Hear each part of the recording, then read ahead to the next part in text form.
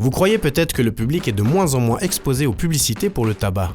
Regardez, vous n'avez pas fini d'être étonné. Pour dévoiler toutes les ruses et l'imagination de l'industrie du tabac, une équipe d'enquêteurs a observé, analysé et documenté les stratégies marketing utilisées en Suisse romande. Tous les cantons romans ont été passés à la loupe. En Suisse, la publicité pour le tabac, la promotion et le parrainage sont des éléments omniprésents.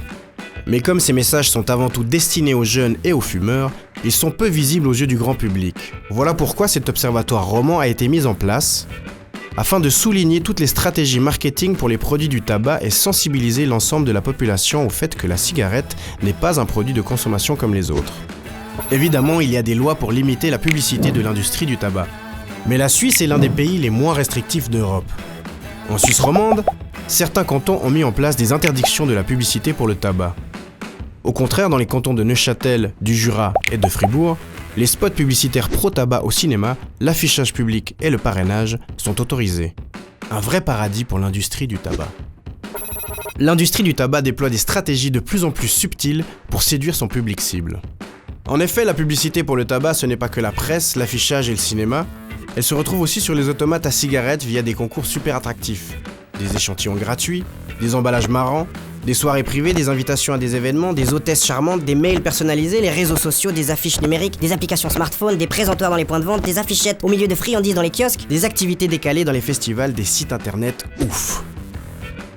Pour garantir ses ventes, l'industrie du tabac a constamment besoin de renouveler sa clientèle en raison des fumeurs qui arrêtent de fumer ou qui décèdent. Et, sachant que 85% des fumeurs ont commencé à fumer avant l'âge de 21 ans, le réservoir de nouveaux clients de l'industrie du tabac se compose évidemment de jeunes. La publication de documents internes de l'industrie du tabac a permis de révéler comment celle-ci avait examiné de manière approfondie les comportements des enfants et des adolescents ainsi que leurs réactions face aux cigarettes et aux risques. Les publicités pour le tabac sont ainsi soigneusement étudiées au niveau des slogans et des images afin de séduire les jeunes le plus tôt possible. Et comme les jeunes sont très réceptifs à la publicité, les probabilités d'en faire de nouveaux fumeurs sont élevées. Ainsi, pendant plus d'une année, les enquêteurs de l'observatoire ont passé en revue différents lieux où l'on trouve la publicité pour le tabac, avec à chaque fois le même constat. L'industrie du tabac met en place des stratégies remarquablement bien développées pour conquérir les jeunes. La publicité les traque partout. Elle les suit dans leur trajet de tous les jours, dans la presse, sur la voie publique, dans les endroits pour boire un verre ou se relaxer. Sans oublier les points de vente, où tout est fait pour que le client achète des cigarettes. Affiches, imprimées ou lumineuses, pose-monnaie, exposition visuelle de centaines de paquets, autocollants au sol, supports en carton. Mais le plus choquant est de voir que les publicités dans les lieux de vente se situent au milieu des sucreries et friandises, directement sous le nez des plus jeunes. Dans 39% des points de vente, il a été constaté que ces publicités étaient placées près des bonbons, chewing-gum ou chocolat, suggérant de façon trompeuse que le tabac est un produit inoffensif. Et quand on sait que le tabac tue un fumeur sur 2, cela revient pratiquement au même que de placer un poison mortel parmi des bonbons. Ça vous choque ? Pourtant, ces procédés sont aujourd'hui parfaitement légaux. Et dans les points de vente, avez-vous remarqué le nombre de publicités qui sont placées au niveau des yeux des enfants ? Cette technique de marketing bien connue sous le nom de High Level is Buy Level consiste à placer un produit dans le champ visuel d'un groupe cible pour créer une plus forte tentation d'achat. Passons maintenant à une forme d'incitation plus subtile, mais tout aussi efficace, dans laquelle l'industrie du tabac peut investir jusqu'à 400 000 francs par manifestation. Il s'agit du parrainage des événements culturels et sportifs, et plus particulièrement des festivals de musique. Les marques de tabac déploient des trésors d'imagination pour séduire les jeunes sur des stands où de charmants jeunes hommes et de jolies filles vendent des cigarettes avec le sourire, animent des jeux, incitent à participer à des concours très attractifs et distribuent généreusement des cadeaux avec le nom et les couleurs des marques de cigarettes. Autre terrain de prédilection pour les cigarettiers, les bars, cafés et boîtes de nuit. C'est un environnement idéal pour trouver de futurs fumeurs en profitant d'une ambiance décontractée et dans un cadre où la cigarette apparaît comme un élément cool et festif.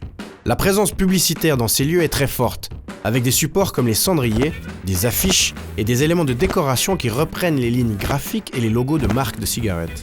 De plus, là encore, des brigades de charme viennent régulièrement proposer des offres spéciales sur les cigarettes, comme des cadeaux attractifs offerts à l'achat de plusieurs paquets, et proposent des concours aux gains alléchants ou des invitations à des événements organisés par la marque. L'industrie va jusqu'à financer des soirées privées pour un heureux privilégié et sa bande d'amis. En 2013, à Lausanne, il était possible de passer une soirée avec 25 de ses amis dans un loft entièrement décoré à l'effigie d'une marque de cigarettes. DJ, jacuzzi, jeux vidéo, boissons à gogo, repas et cigarettes gratuites au programme. Les participants associent l'événement à la cigarette et sont inconsciemment incités à la consommation. Enfin, pour être certaine d'atteindre ses prochains clients, l'industrie du tabac a recours à la communication digitale à laquelle les jeunes sont très sensibles. Les marques de tabac ont développé des sites web très attractifs pour faire la promotion de leurs produits. Informations sur la marque, activités organisées ou parrainées, concours, tout est bon pour attirer de nouveaux consommateurs. Les réseaux sociaux n'échappent pas à la promotion pour le tabac. En fait, sur les plateformes telles que Facebook ou Twitter, en partageant des posts en faveur du tabac, les internautes deviennent eux-mêmes des ambassadeurs des marques de cigarettes pour le plus grand profit de l'industrie du tabac. La publicité classique reste un moyen efficace pour promouvoir les produits du tabac. En 2013, rien qu'en presse, en cinéma et en affichage, ce ne sont pas moins de 21 millions de francs suisses qui ont été investis dans notre pays dans la publicité pour le tabac. Et plus de la moitié de cette somme a été consacrée à la presse avec des publicités placées dans les pages People, pages les plus lues par les jeunes.